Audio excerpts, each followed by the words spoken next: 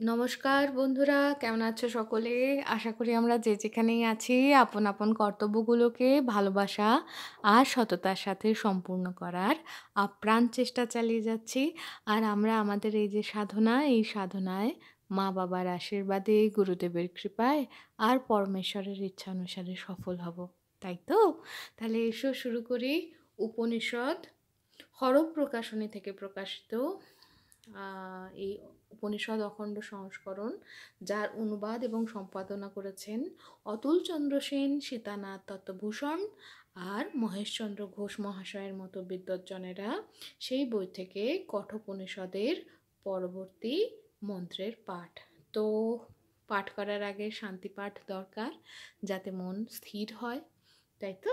তাহলে এসে শুরু করি। ওং সহ নাবধতু সহনৌ ভুনক্তু সহ বীর্যং করবাবহৈ তেজস্বী নাবধিতমস্তু মা বিদ্বিষাবহৈ। ওম শান্তি শান্তি শান্তি। অর্থাৎ আচার্য ও শিষ্য আমাদের উভয়কে ব্রহ্মতুল্যভাবে রক্ষা করুন। ব্রহ্ম আমাদের উভয়কে বিদ্যাফল যেন তুল্যভাবে ভোগ করান। আমরা উভয়ে যেন সমভাবে বিদ্যা লাভের উপযুক্ত বীর্য সামর্থ্য অর্জন করতে পারি। আমাদের অধ্যয়ন বীর্যশালী হোক, অর্থাৎ আমাদের লব্ধ বিদ্যা সফল হোক। আমরা যেন পরস্পরকে বিদ্বেষ না করি। আমাদের আধ্যাত্মিক, আধিদেবিক ও আধিভৌতিক এই ত্রিবিধ বিঘ্নের শান্তি হোক।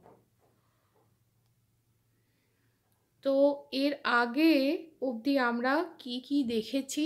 আমরা প্রথম অধ্যায়ের প্রথম বল্লী পাঠ করেছি। সেখানে আমরা জানতে পেরেছি যে নচিকেতা কে ছিলেন, তিনি কিভাবে, তিনি বাজশ্রবস মুনির পুত্র, তিনি কিভাবে যমলোকে যান, সেখানে কিভাবে তিনি অন্ন জল ছাড়া 3 দিন থাকেন এবং তার ফলে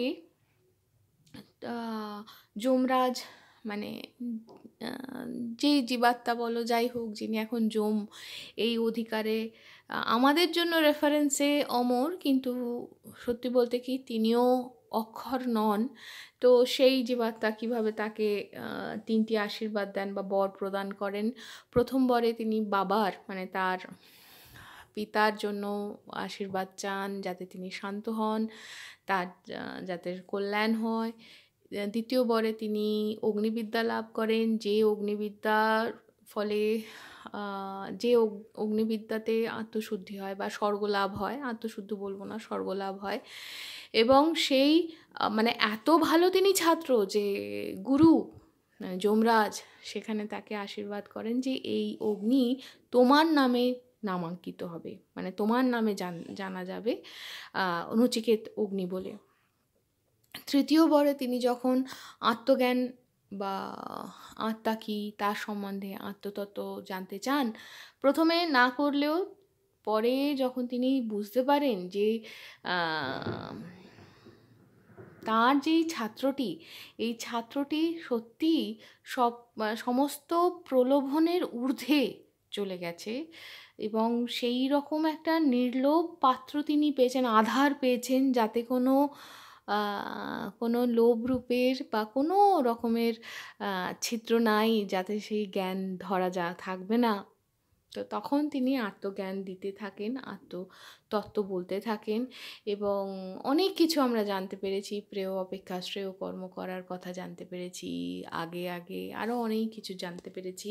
তো এবার আসুন, আজ আমরা পড়ে নিই 47তম মন্ত্র।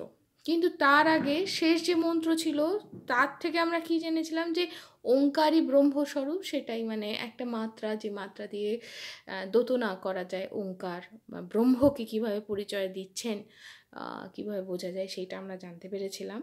তো এবার পরবর্তী মন্ত্র।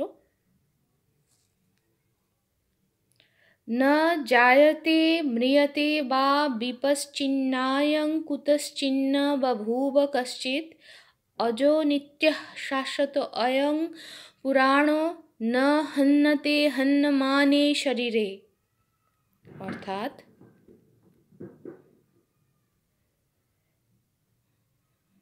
এই আত্মা জন্মেও না, মরেও না। এই আত্মা কোনো কিছু হতে হয়নি, কোনো কিছু এর থেকে হয়ও না। এই আত্মা জন্মরহিত, নিত্য, শাশ্বত, মানে অপরিবর্তনীয়, পুরানো, মানে চিরবিদ্যমান। দেহ নিহত হলেও এই আত্মা হত হয় না। তো ব্যাখ্যা হিসাবে দেওয়া হয়েছে যে পূর্বে কয়েকটি মন্ত্রে ওঙ্কার অবলম্বনে ব্রহ্মজ্ঞান লাভের কথা বলা হয়েছে। এই শ্লোকে যমরাজ আত্মার স্বরূপ বর্ণনা করছেন। এই পরমাত্মা চৈতন্য স্বরূপ, সর্বজ্ঞ, এর জ্ঞান স্বভাব কখনো বিলুপ্ত হয় না। এজন্য আত্মাকে বিপশ্চিত বলা হয়েছে। এই আত্মা জন্মায় না, নূতন উৎপন্ন হওয়ার নাম জন্ম। আত্মার কখনো নূতন উৎপত্তি হয় না। আত্মা মরেও না, আত্মা অবিনাশী, চিরন্তন। আত্মা কোনো কারণ হতে উৎপন্ন হয়নি। যেহেতু যাহা কারণ হতে কার্যরূপে উৎপন্ন হয় তাহাই বিনাশী, মানে যার কোনো একটা কারণ থাকে, সেই কারণ শেষ হলে তার অস্তিত্বও শেষ।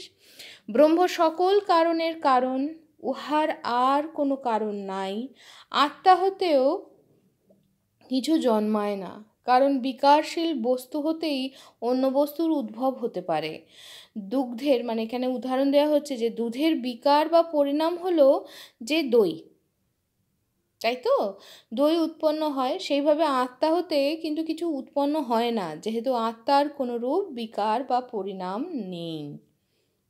এই আত্মা নিত্য, অর্থাৎ সর্বদাই একরূপ। এর হ্রাস বৃদ্ধি নেই। ইনি শাশ্বত, সর্বদা সমভাবাপন্ন। এর অপক্ষয় মানে এর কোনো ক্ষয় বা বিকৃতি অসম্ভব। আত্মা পুরাতন, অথচ চিরনবীন। দেহ বিনষ্ট হলেও আত্মা বিনষ্ট হয় না। নচিকেতা যে প্রশ্ন করেছিলেন মৃত্যুর পর আত্মা থাকে কি না, এখানে কিন্তু তার উত্তর দেয়া হলো। তো মন্তব্য হিসাবে এখানে বলা হচ্ছে, না জায়তে ম্রিয়তে বা, উৎপন্ন হয় না, বিনষ্টও হয় না।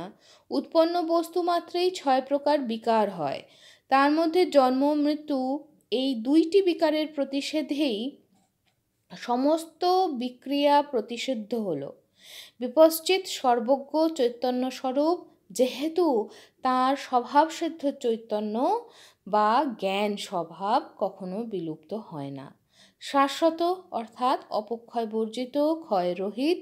যা অশাশ্বত তারই ক্ষয় হয়। পুরানো, অর্থাৎ প্রাচীন হয়েও নতুন বা নূতন। অবয়ব বৃদ্ধি পায়, যা নিষ্পন্ন হয় তাই এখন নূতন। যেমন কলসাদি, মানে যেমন কলসি। আত্মা উহার বিপরীত, পুরানো, বৃদ্ধিরহিত। না হন্যতে, আকাশ যেরূপ নিহত হয় না, তদ্রূপ আত্মাও নিহত হয় না।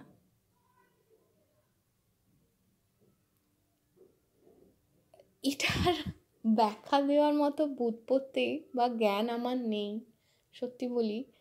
তবে কিছুদিন আগে, আমি জানি না ওটা এআই জেনারেটেড কিনা, কিন্তু আমি একটা কোথাও দেখছিলাম যে একদল বিজ্ঞানী প্রথম তারা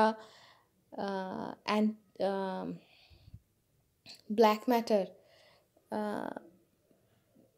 কে আইডেন্টিফাই করতে পেরেছেন।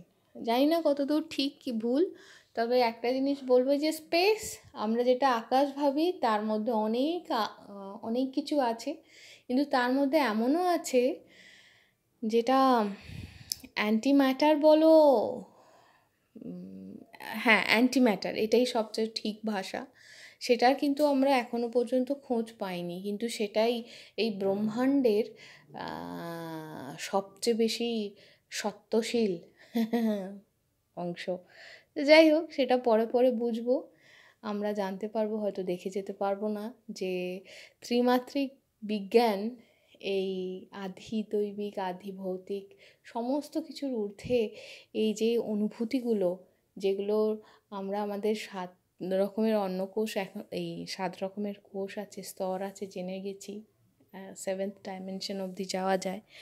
সেই জানা না জানার মানে সেই জানাগুলোকে আমরা বুঝতে পারবো কি না, ত্রিমাত্রায় কতদূর বোঝা যায় জানি না। তো যাই হোক, তাই আপনি আমি এখানে একটা জিনিস বলি, এখানে যে বলছেন না যে আত্মা অমরণশীল, তো আমি ছোটোবেলায় কাউকে একটা বলতে শুনেছিলাম যে এইখানে বলা ঠিক হবে কি না, ঠিক আছে আপনাদের সঙ্গে তো সব কিছুই শেয়ার করি, তো বলি। এরকম একটা ছিল যে চক্ষুদান বা এরকমের কোনো একটা ব্যাপার নিয়ে কেউ বলছিলেন যে চিত্রগুপ্তের খাতায় তো যে যা জিনিস রয়েছে সব যা নিয়ে এসেছি তাই ফেরত দিতে হবে, তো যদি চোখকে কাউকে দান করে দিই বা ধরুন কেউ কাউকে রক্ত দান করে দিল, তাহলে আমি আমার জিনিস তো নিয়ে ফেরত গেলাম না, তাহলে কী হবে? তো এরকম সমস্ত স্যাপারগুলো ছিল। তো তাতে তখন আমার একটা মনে একটা প্রশ্ন জন্মেছিল। তো যখন বলা হচ্ছে মানে তাহলে তো হিসেবের খাতায় গড়বড় হবে, যদি সত্যিই আত্মা অমরণশীল হয় তাহলে প্রথমে যা ছিল তারপরেও তাই হবে, এইরকমই তো ভাববো না? তো তার মানে নির্দিষ্ট সংখ্যক আত্মাই রয়েছে। এবং আমি এই পরিপ্রেক্ষিতে একজন কাউকে বলতে শুনেছিলাম যে এই যে এত জনসংখ্যা বাড়ছে, তাহলে আত্মার কোয়ালিটি কি বাড়ছে কি কমছে?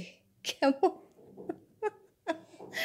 তো আমি বলবো যে চণ্ডী যারা যাদের পড়ার সৌভাগ্য হয়েছে তাদের কাছে কিন্তু এর উত্তর তাদের কাছে কিন্তু এই উত্তরটা জানা। কেমন একটু বলি, এই শ্লোকটাও আমাদের কাছে একটা উত্তর দিল। এত বছর আগেকার প্রশ্নের উত্তর আজ আমি পাচ্ছি যে আত্মা পরম ব্রহ্ম চৈতন্যময়, তিনি ইনফাইনাইট, তাই তো? ইনফাইনাইটকে আপনি ইনফাইনাইট দিয়ে ভাগ করলেও কিন্তু ইনফিনিটিই থাকে। অতএব জনসংখ্যা বাড়লো কি কমলো তাতে আত্মার কিছু যায় আসে না, মানে পরম ব্রহ্ম পরস্পরের কিছু যায় আসে না। প্রথম প্রশ্নের মানে দ্বিতীয় প্রশ্নের উত্তর যে না, আত্মার কোয়ালিটি কিছুতেই কমছে না বা বাড়ছে না, যা ছিল তাই স্থির, কারণ দ্যাট ইজ দ্য কনস্ট্যান্ট কি, তার মান হলো ইনফাইনাইট। এরপর প্রথম প্রশ্ন যে এই যে তাহলে বাড়ছে, মানে আমি যদি দেহ তো মরণশীল, তাই তো? চিত্রগুপ্তের খাতায় আত্মার সংখ্যা লেখা আছে, এই আত্মাটা গেছে, তাকে পাঠানো হয়েছে মানে ওই রূপে পরম ব্রহ্ম বা শক্তি বা এনার্জি যাই হোক, সে নিজেকে জানার জন্য সে এই সৃষ্টি স্থিতি প্রলয়ের এই সংসার চক্রে নিজেকে প্রবিষ্ট করেছে। মানে আপনি আমি আমরা সবাই ব্রহ্ম, আমরা বিভিন্ন রূপে নিজেকে জানার চেষ্টা করছি। নিজে জানাটাই তো সবচেয়ে প্রেমময়, আমরা সবচেয়ে ভালোভাবে সবচেয়ে কেয়ারফুলি নিজেকে জানার চেষ্টা করি, তাই তো? তো তাই জন্যই আমরা এসেছি, নিজেকে জানছি। তো এই দুটো প্রশ্ন ছিল আমার মনের মধ্যে, প্রশ্ন ছিল, তার উত্তর এত বছর বাদে আপনাদের সঙ্গে এই সুন্দর শ্লোকটা ভাগ করে নিতে গিয়ে জানতে পারলাম। তাই জন্য অসংখ্য ধন্যবাদ। আজ এই অবধি, আবার নতুন করে শোনা হবে, শেখা হবে একসাথে। ততক্ষণ পর্যন্ত সকলে ভালো থাকুন, আনন্দে থাকুন আর প্রার্থনায় থাকুন। টাটা।